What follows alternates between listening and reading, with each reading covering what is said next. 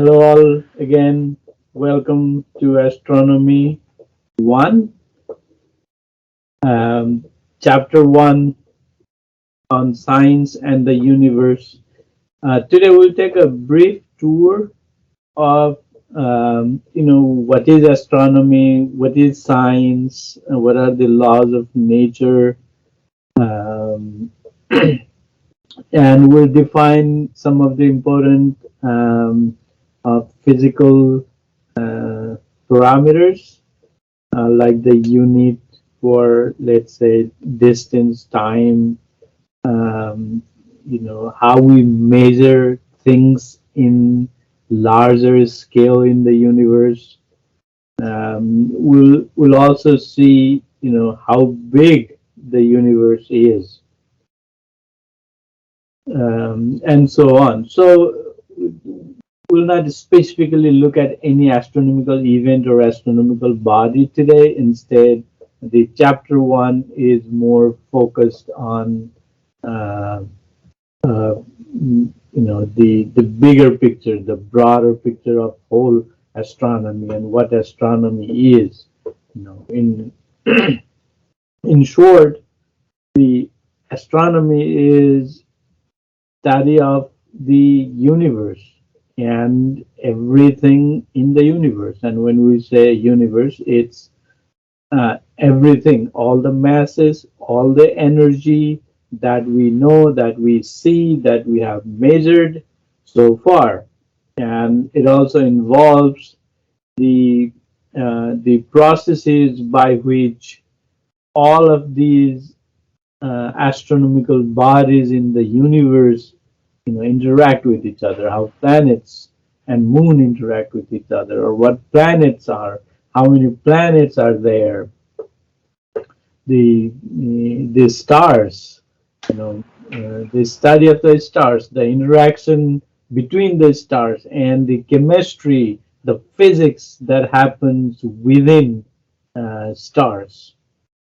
Here, as you can see, the every white dots here are stars in the night sky, and not just the stars, the events that follows the life cycle of a star. This here in the diagram, as you can see,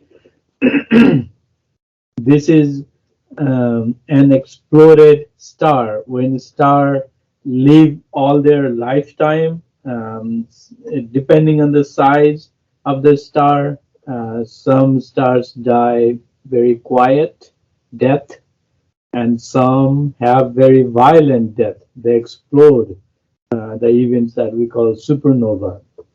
And all the materials within that are present in the star, those materials they scatter out in the form of gases, and these gases, or this material here constitutes of almost all of the elements that we know, starting from hydrogen, helium, lithium, and even the higher order metals like zinc and iron. And as such, universe is the astronomy is a study of the galaxies, how galaxies interact with each other, or how many galaxies are there, what are galaxies, and as such. Here we see two interacting galaxies so far away that their light takes hundreds of millions of years to reach us on Earth. Uh, our Earth is a part of a solar system, and our solar system is part of our home galaxy, called that the Milky Way galaxy. And uh, farther away from the Milky Way galaxy, there are billions of galaxies. And here are two examples of these galaxies colliding each other with each other. We'll look into details, about the Milky Way galaxy. We'll dissect Milky Way galaxy into parts, and we'll see where our solar system is. That again, as we go, as we move ahead in further chapters, and the astronomy is the study of the nebulae. This one is the Orion Nebula. When these stars explode, collide with each other, or even galaxies, when galaxies collide, the stars collide, and all these the gases, mostly the hydrogen and helium gases, spread out in the universe and form this the raw material, the gas and dust from the new stars and planets, or the gas and dust from the remnants of the exploded stars, form these type of huge gaseous clouds. These, over time, acts like a nursery, a powerhouse where newer stars are born. And we'll see a process as we go how stars are born, how they live their life cycle, and how they die. And after their death, the process starts again because all that cosmic raw materials starts to coagulate together to form stars, and around the stars, disks form, and from those disks, planets are born. So we'll look into the life cycle of the stars and planets. Here you see in the image this Orion Nebula. Here are very newborn stars just forming, coming out, um, and this specific one is this Orion Nebula is 1400 light years away. So light year here, unit of distance. Um, so we measure astronomical objects that are really far away in terms of light years. We we can convert that into something that we know every day, like the in terms of meters or even kilometers. So you see that 1400 light years is approximately 1.34 times 10 power 16 kilometers. This is a scientific notation number. So instead of saying 1.34 times 10 power 16 kilometers, we can say 1400 light years. So it's just a way of redefining distance where numbers make little more sense. And we'll come to this numbering and scientific notations in a minute. And study the astronomy is also the study of the very exotic bodies in the universe, like the black holes.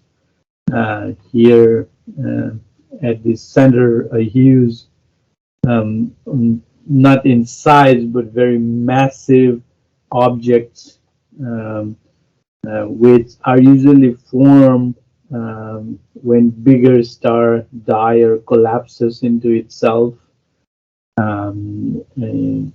which has some of the biggest gravitational force, highest gravity that can suck in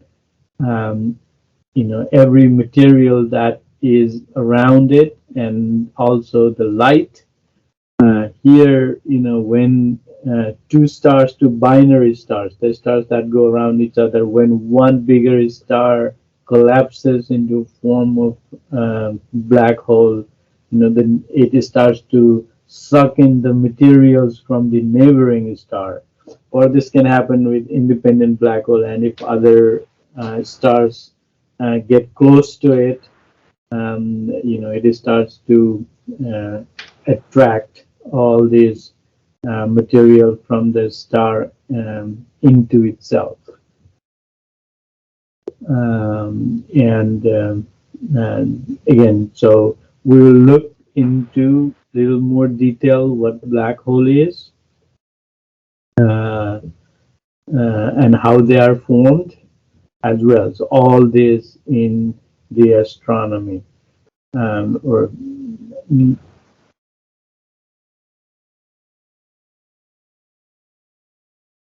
and so uh, before we get into uh, specific or details of further astronomy related topic here, let's look at a general perspective. How we develop theories and laws, how we develop science in general. And here we have a flow chart, and in the left you can see the steps um, to it, like to to define or to explain any physical phenomena that we see and write that in terms of a theory, laws, or a mathematical formulation. There are certain steps. Okay? And this is where we can start simply by making observations. Okay, and when we observe some physical phenomena, then we ask a question: why is it happening, or how is it happening? Okay, and so we ask that question, and we won't have a final concrete answer to that, but what we can do is we can hypothesize it. We can create a hypothesis. We can formulate a hypothesis of how or why that event is occurring. Like for example, a very simple fact. Okay, now we know that the how solar system works. Like we have a sun at the center, and we have all of the planets going around it. We know that for fact now. Uh, 500 years ago, before Ptolemy, before Galileo, it would be, for those curious mind, when they see a fireball like object in the sky, like coming up every morning and setting every evening, then they would see moon, another object, less intense, less bright, that would rise every evening through the night sky and set in the morning. um, well, moons do rise and set during the day, but we'll cover that later. And the stars that would, just rise in the evening sky and lit up the night sky, and they would all set, right? So those are the observations people made. But now what they didn't know, like why is it happening or how is it happening? So they hypothesize it. Okay, they create some hypothesis, and it did seem like to those early people that you know uh, some astronomers, they said, so maybe it's Earth is at the center of everything, and the sun, moon, and even the planets and all the stars, they go around the Earth. That was a hypothesis, right? But somebody had to test it and prove it, and they started doing testing, gathering data. People started to observe, uh, how things move in the sky, night sky. They Galileo saw, observed all these um, planets like Jupiter, and he also saw the four moons around Jupiter. We call them the Galilean moons now. Um, and those he saw that those four moons were going around the planet, and that Jupiter was farther out, from the sun and from the Earth. And that started gave him an idea. So all started from observations. Then people started to ask questions, how and why it's happening, and they create a hypothesis. Okay, it must be this, it must be that. Then they develop some testable predictions and make observations, and from there, they started to develop a general theory. And those theories can be tested again, and those theory can be applied to some other phenomena, some other astronomical bodies, and those will be can be tested again. So this cycle goes on and on. Some, if it's disapproved, or if you cannot prove something, like, it was discredited that Earth was at the center of the solar system, at least, or the center of the universe, right? There was not enough data. It was discredited. Then some other hypothesis came in saying, no, it must be the star that is at the center, and due to its huge gravitational influence, it's making all these planets out here, asteroid, comets, everything, go around this star or this sun, and that kind of, was had more data. It was approved. It was tested again and again, and finally developed into a theory, a law, and that's how, the all of these science observation works, from astronomy to some physics to like the physics that we see, everyday life, the electricity, the magnetism, the mechanics world that happens around us every day, or everything that happens in nature. You can always ask why, right? And then you start to hypothesize it and collect data. Then you try to prove it, make more observation, and so on. The astronomy is more of a observational science. We observe um, the motion of the planets, motion of the moons, motion of the stars. We observe, in a sense that we can, physically image. We can take pictures of the planets, or we can use telescope, like the first telescope, not the first telescope, but the Galilean telescope, Galileo, who extensively used telescope. Galileo did not invent telescope, but he modified it in a better way, made it better, and he used it extensively to observe the planets. Actually, he was the first one to use telescope and see the moons other than our own moon, Luna. He observed the moons of the satellites, the natural satellites around the outer planet, Jupiter and Saturn. And that's why astronomy is called the observational science. And the new instruments and technology that definitely help us to increase our understanding of the universe, increase the understanding of other planets. Now we have the technology to take pictures of the comets, asteroid, and that come by Earth, or that are out there in the asteroid belt. Um, uh, the recent pictures from the Mars,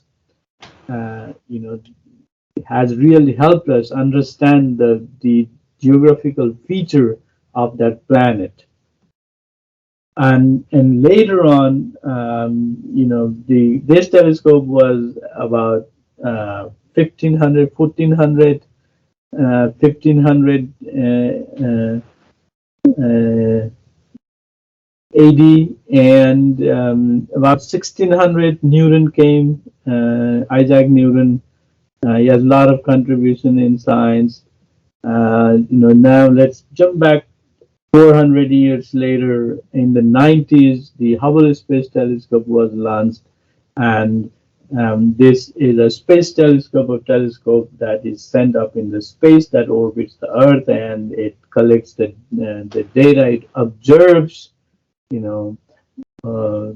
not only the object within the solar system, but it was designed to observe the events, astronomical events, celestial bodies that are, even farther out from our own Milky Way galaxy. And this Hubble deep image, the image that it created a long time ago, showed that there are, millions and billions of galaxies, outside or away from our own Milky Way galaxy. And again, and that changed our perspective of the universe greatly.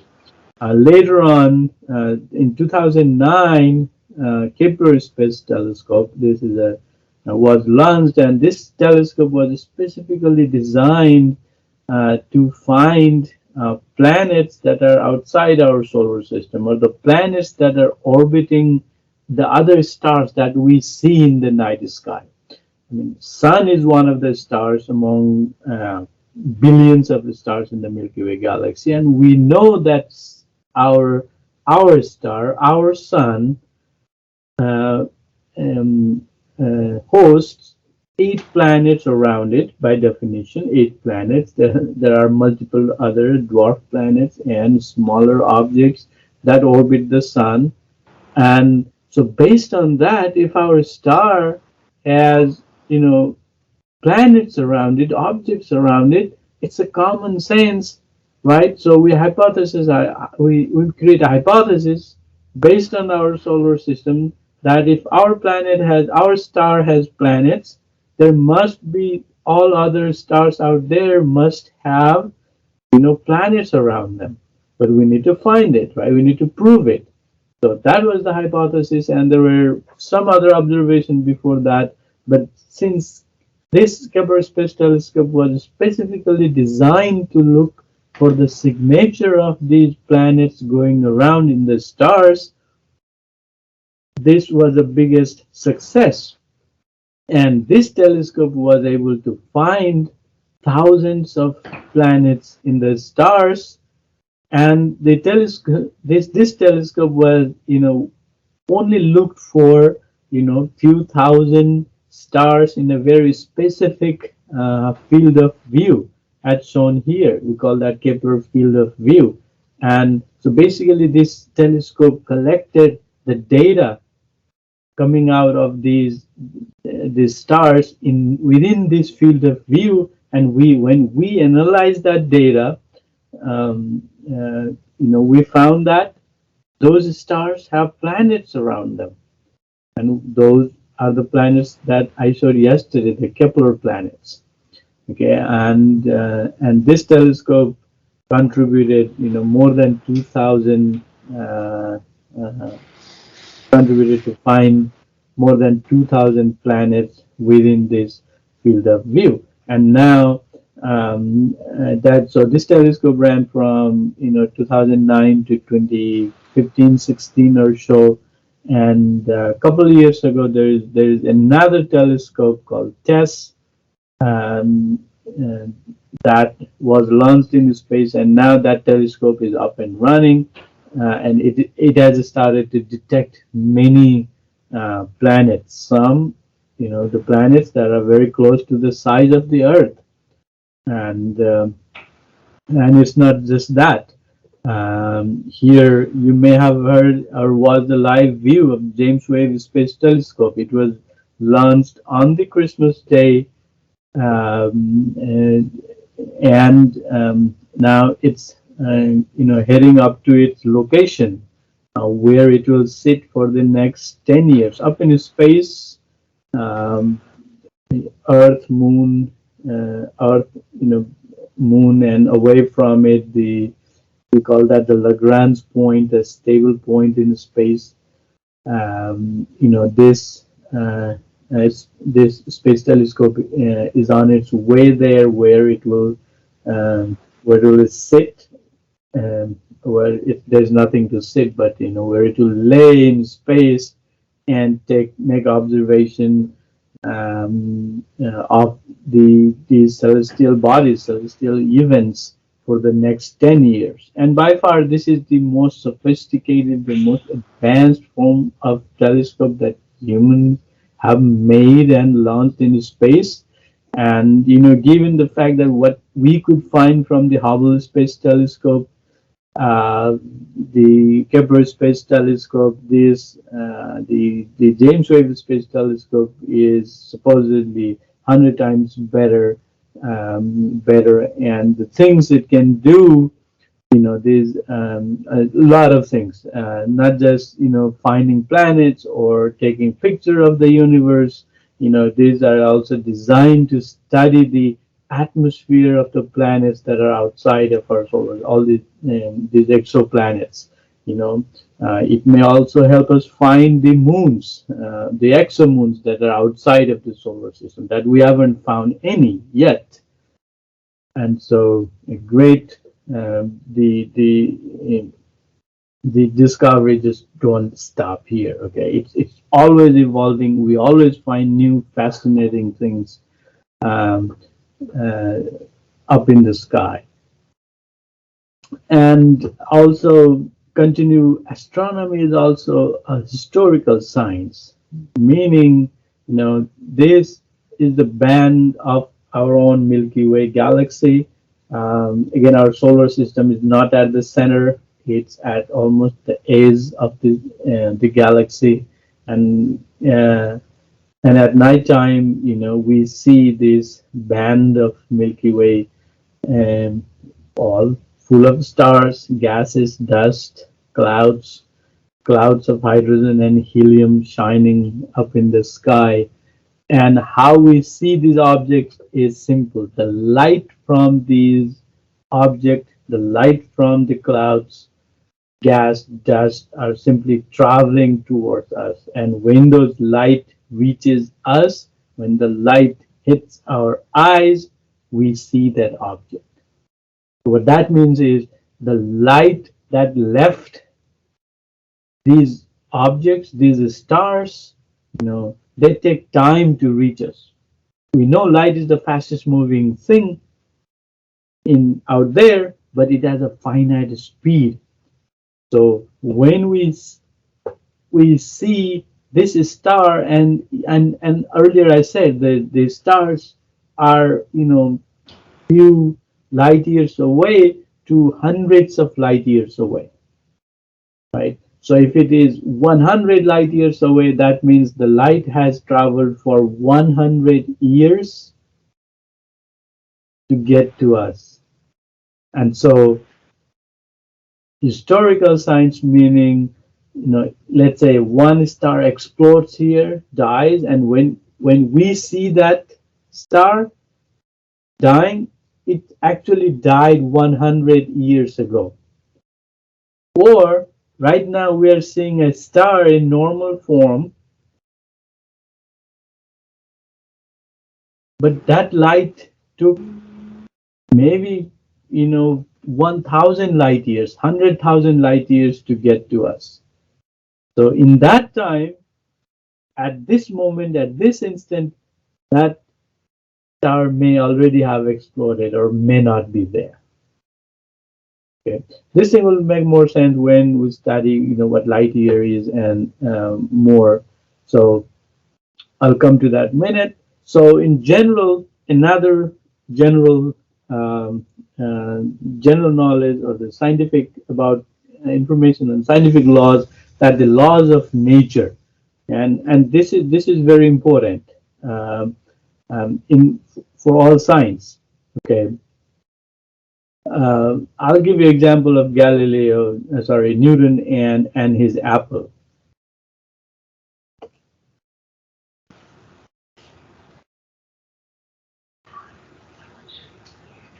Where's my apple? There it is. Okay. Newton, and the theory goes like this: Newton uh, sitting under an apple tree, apple just fell from a tree. Maybe for a normal person, they would be happy and eat that apple and go home. Newton was not a normal person. Okay, he asked the question, why did the apple fall? And then he started to hypothesize things. Okay, maybe there's something in the earth that is pulling. or maybe, the Earth or any two objects with mass, attract each other. And that study, he increased the field of his experiments, and he started creating hypotheses, making more observations, and all that. And he hypothesized that Earth has something called gravity, and gravity pulls everything towards it. And back then it was a totally new, drastic new idea, transformative idea. Uh, and later he increased that field of study into other bodies. And then, so, by studying that, why the Earth falls, or why the Earth attracts everything towards it, led to the understanding of the, attraction of two objects towards each other. Now we know that as the gravitational force. um, Newton, extended that and said, "Oh, just like how the Earth, pulls apple towards it, the Earth is also pulling the moon towards it, and that's what makes the moon go around the Earth."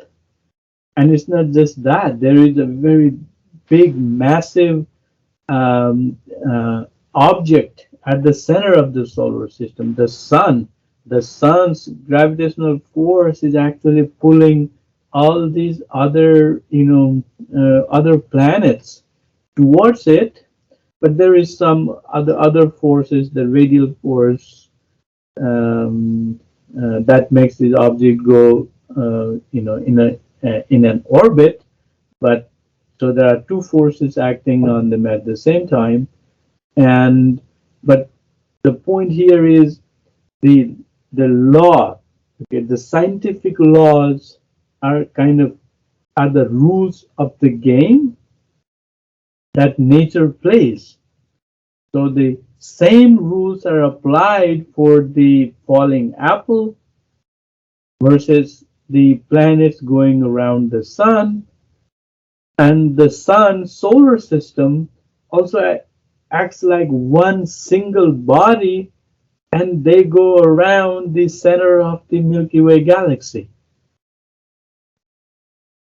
Okay, so the one scientific laws, or that's why we call it law, because it works for a event, local event that I create here in my office.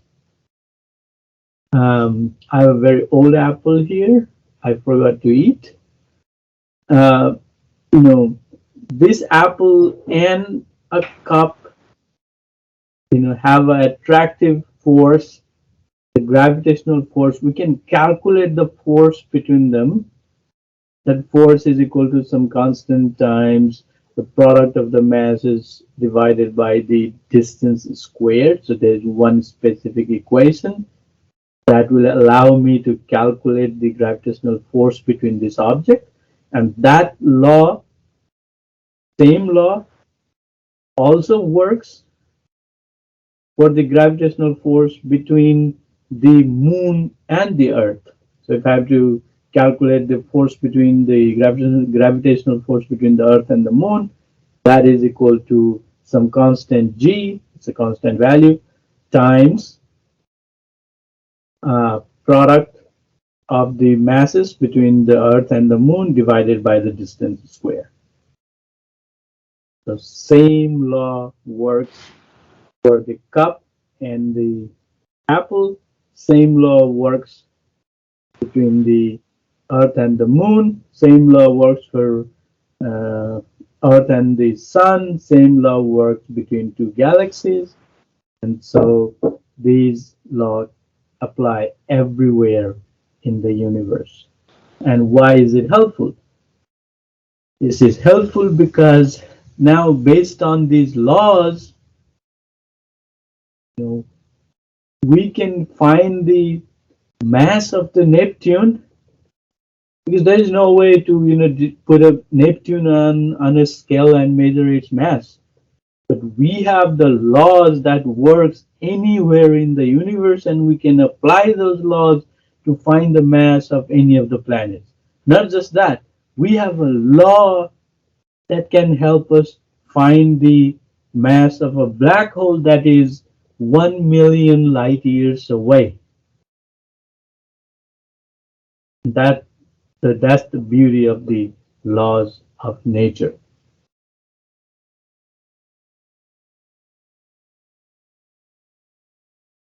And now let's look at the numbers in astronomy. Um, you'll be seeing, hearing lots of number. Well, numbers are everywhere. Um, because these objects are at astronomical distances, we will need to use astronomical numbers. You know, um, for normal life, we can use feet, yard, and we are fine with it. We are happy with it. Meters, we're happy with it. Miles, I mean, we drive 10 miles, 20 miles, 50 miles a day, and that's those things make sense, easy to comprehend, and we're happy with it. Okay, but there are times when these numbers are so big. For example, the distance from the Earth to the Sun, you know, is 150 million kilometers. It's very hard to comprehend that number, 150,000,000 kilometers. We try to make it a little simpler and write it in the scientific notation. 1.5 times 10 power 8 kilometers. It's still, very large number, but we have kind of reduced it to smaller, smaller. It's not a number is same, but make it more concise, I guess, more brief. And so it's and the technique here, the scientific notation, to convert a number to scientific notation, move the decimal point until there's only one number to the left and count the number of places moved. Okay, and move the decimal point to the left. Positive exponent if you move it to the right. Negative exponent, maybe an example will make sense here. This is 314 million. Okay, if you want to write it in the scientific notation here, 3.3 points. So you just move move decimal point to the left 8 places. So you move one digit. If you want to include point here, then you count the digits 1, 2, 3, 4, 5, 6, 7, 8. So that's 3.14 times 10 power 8, and it's a positive number. It's a very big number. For small numbers like this, 0.00004567, instead of writing that, we can simply write 4.563 times 10 power.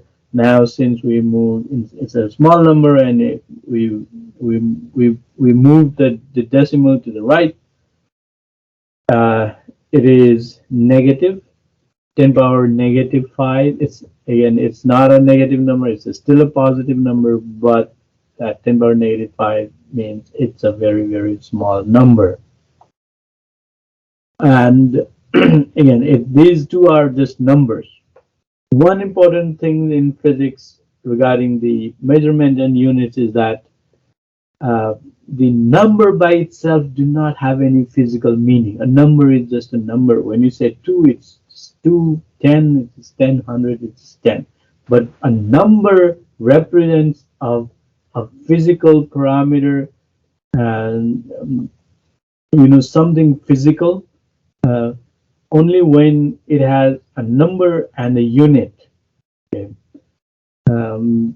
When I say how much do you weigh, let's say 150. That 150 does not make sense. You must have a unit. You say 150 pounds. Okay, so pound is a unit for the mass, and so you're telling me your weight. Okay.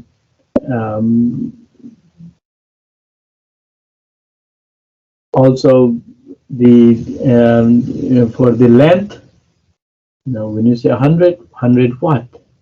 Maybe 100 meters, 100 centimeters, 100 millimeters. Those things,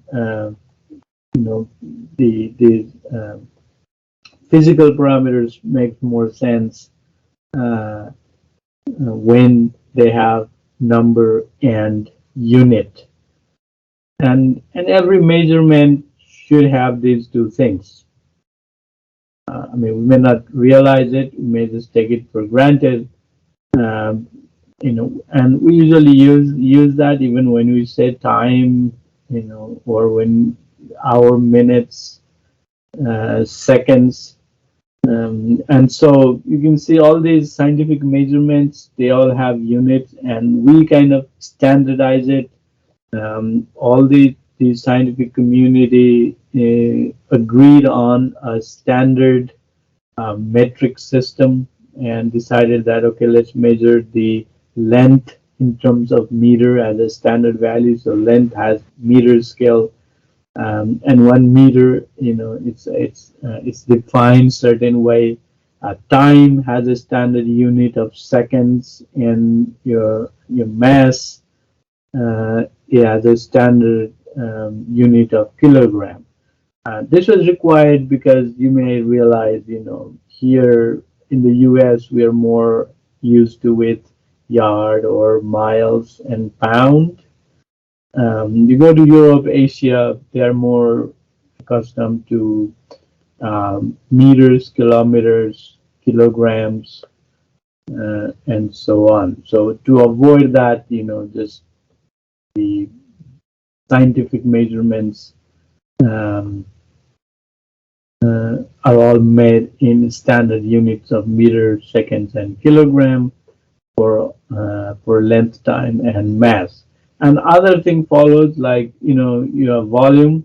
For volume, it's the you can calculate the volume. Density, density is mass per unit volume. Volume would be density divided by mass divided by the density, and so all that volume would be measured in terms of length, in terms of meters, and so everything would follow in proper metric unit.